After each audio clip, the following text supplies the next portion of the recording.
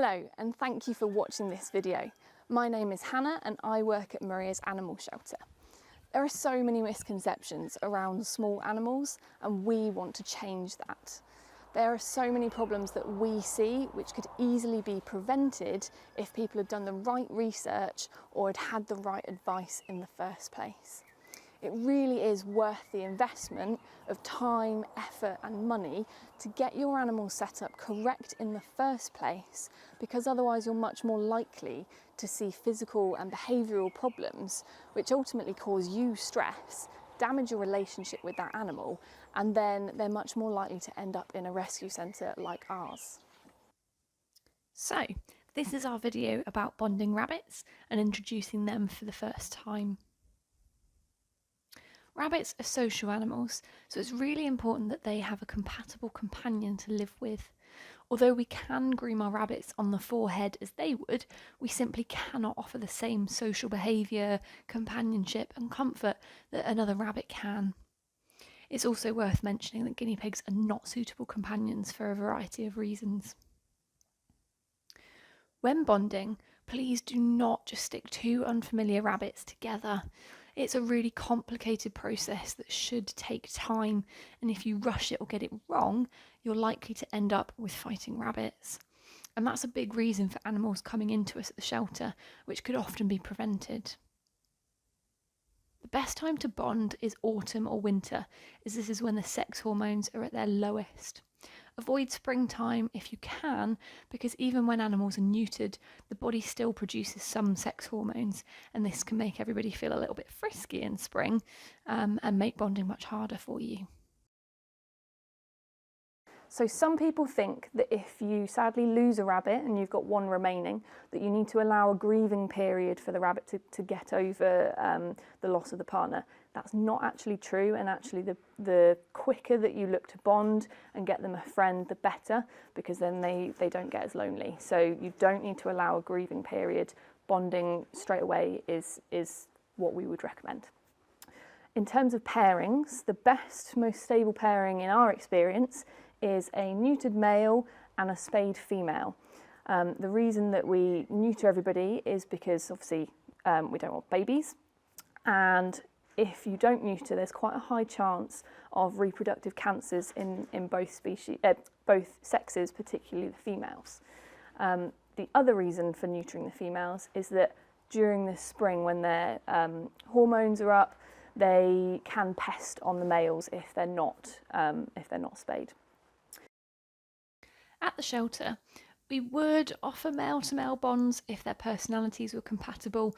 However, we don't tend to recommend female-to-female bonds because we've just found this pairing to be quite unstable in our experience.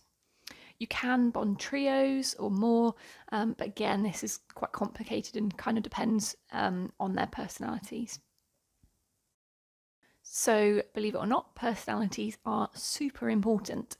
You want to try and match a more relaxed and passive individual to a more outgoing and assertive individual.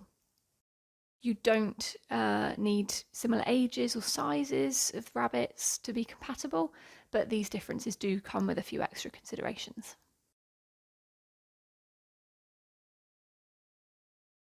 So, as I said at the beginning, you need to have a pair of relaxed and calm rabbits in order for a successful bond.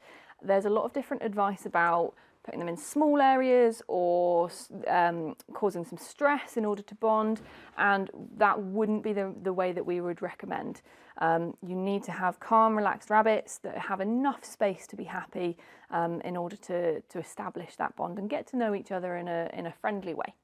So you want to start off with a split environment where one rabbit's going to live on one side, the other on the other, and they can see each other through the barrier at all times. You want to be doing that for around 3 weeks, so each rabbit will live in each side for about a week. You'll then swap them over and they'll live in each other's scent for another week, and then you'll swap them back again, and you're going to just keep doing that for a couple of weeks. If you think they need longer than the sort of 3-week mark, then take longer. There's no minimum or maximum time that bonding should take.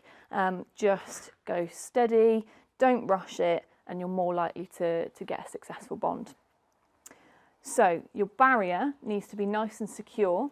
It needs to be tight at both ends, and you can always use bricks at the bottom to stop anybody from lifting it up. If you're going to use baby gates or something with wider mesh, just make sure nobody can either get their head stuck or squeeze through. So you want to make sure your barrier is nice and secure, because rabbits have been known to fight and possibly kill each other if they do get in together. You're looking for your barrier to be at least 4 foot high so that nobody can jump over. And again, make sure that you're not going to put furniture or objects to climb on that might help them jump over. So you want to have nothing near the bottom of your barrier. The next thing you're going to make sure is that you're going to put your food and water next to each other so that they get used to kind of being around each other and kind of going up and meeting each other. Same with the litter tray. You're going to put your litter trays side by side where possible. This is where your rabbit's going to spend the most time. They're going to eat, pee, poo in there. They're going to relax in there. So you want to make sure that those are side by side where they can get used to relaxing next to each other. So positive signs to look out for is that your rabbits are taking an interest in each other through the mesh. They want to be coming up, sort of nosing at each other, relaxing next to each other, just sitting side by side. Those are some positive signs that everything's going quite well and that they're just getting used to each other and they're being friendly and relaxed. Please remember that bonding is stressful for rabbits, so you want to minimise this wherever you can.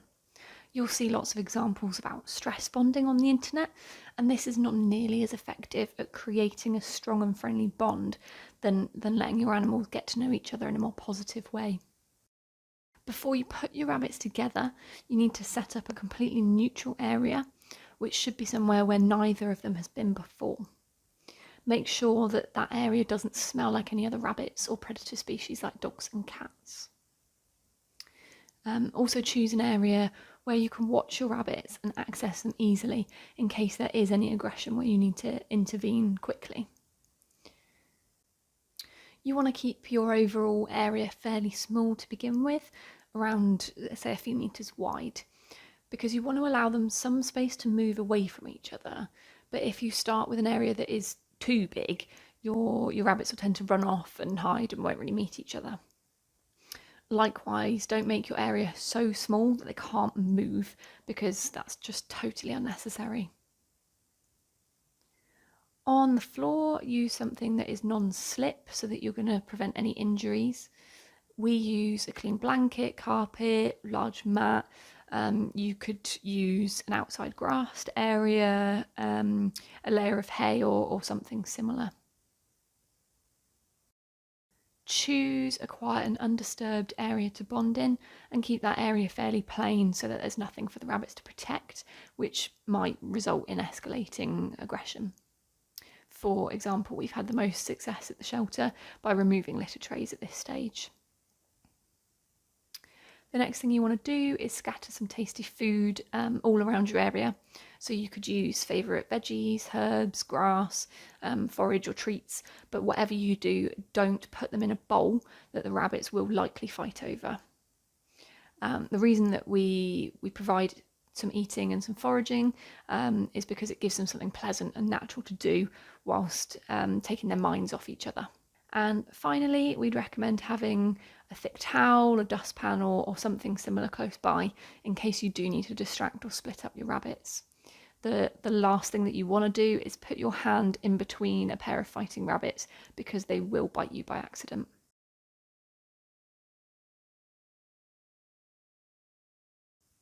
Once you're fully set up, place the more passive individual into the neutral area first and your second rabbit in as soon as possible afterwards. When you put your rabbits together for the first time, you can never quite tell how it's going to go, even if you have seen friendly behaviours beforehand, so we would always advise being well prepared. Do not leave your rabbits unattended during the initial bonding process. They can quickly and easily start fighting, and they've got really thin skin, so can do quite a lot of damage to each other. We've also heard of rabbits killing each other in extreme cases, so please don't leave them yet, and you'll see why shortly. At first, you'll probably see the rabbits moving around the enclosure, searching for escape routes and just kind of having a look around, like these guys are doing at the moment. They normally spend several minutes just settling, exploring and eating before they really take much notice of each other. You want to try and interfere as little as possible during the process. It's quite common for rabbits to show some aggression towards each other at first, so you need to monitor this, but also allow them the chance to interact. So stay close, but if you can, avoid being inside their area. After they've settled down a little bit, several things can now happen. You can see that Cherry, the white and brown female, is mounting Zinc, who is male.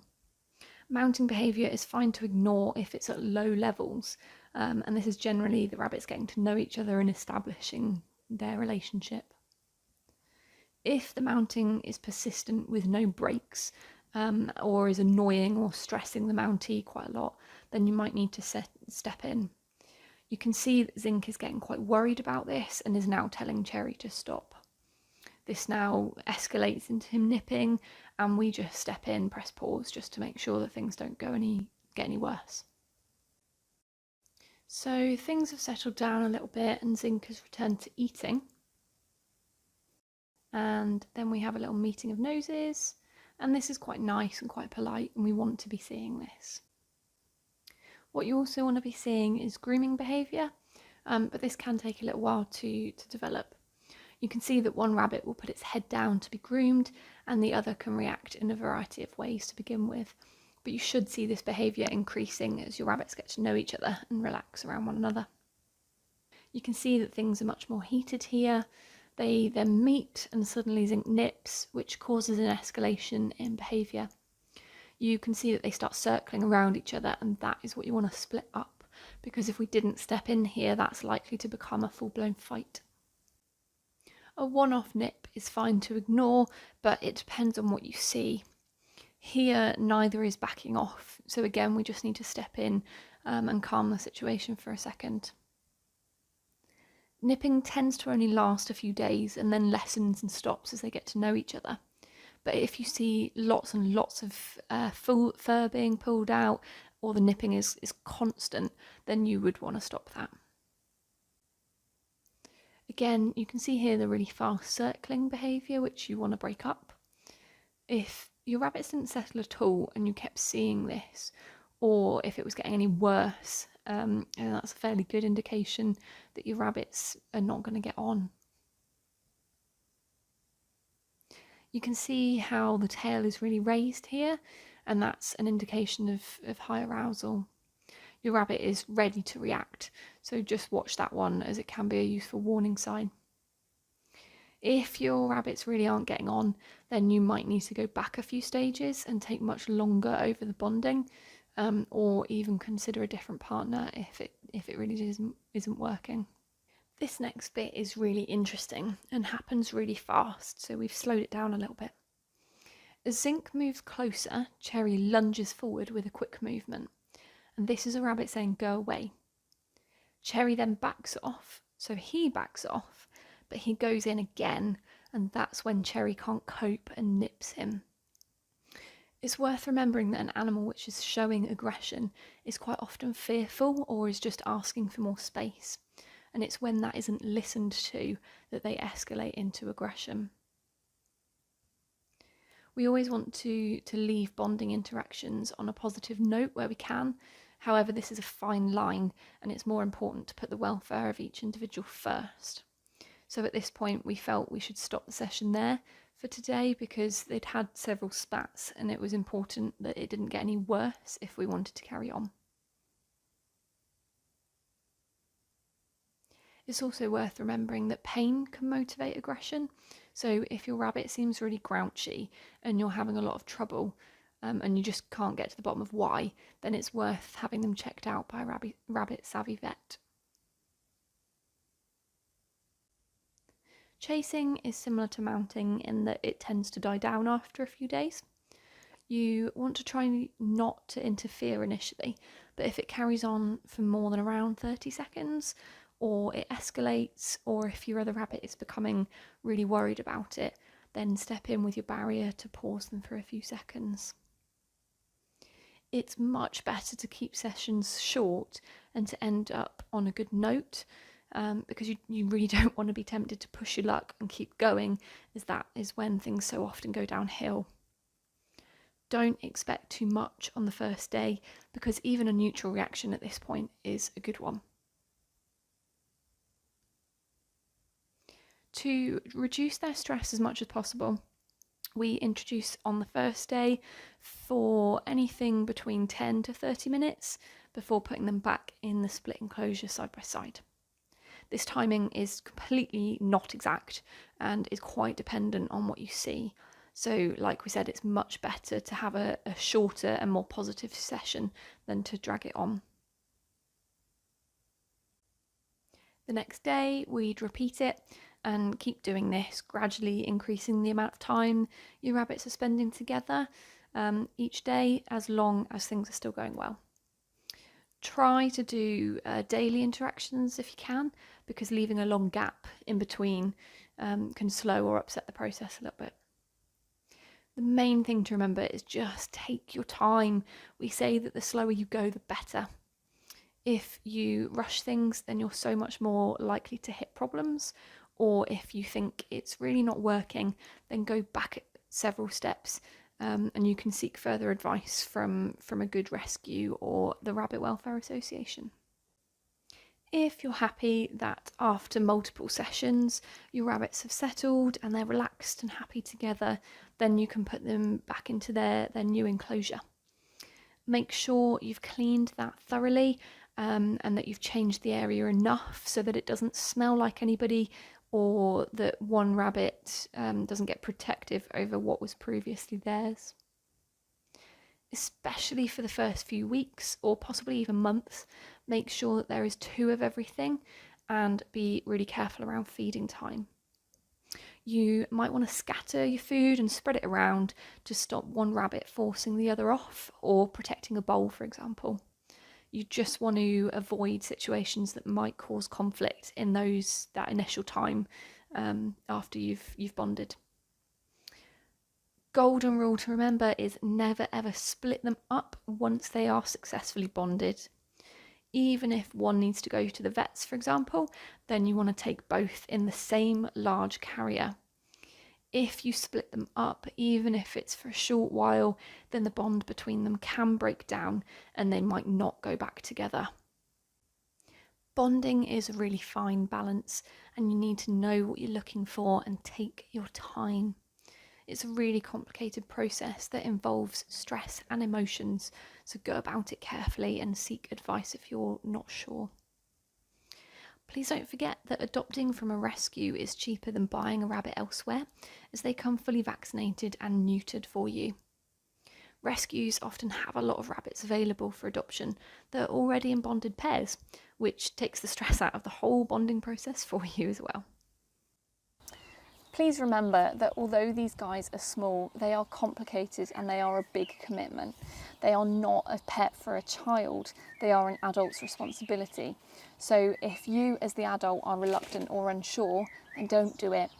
They also hate being picked up, so you should keep all 4 feet on the floor wherever you can, and then you're going to have an animal that trusts you and feels safe. We really hope that you've enjoyed this video and that you've learned something new. If you'd like to get in touch for more advice or any questions, then you can reach us on our website.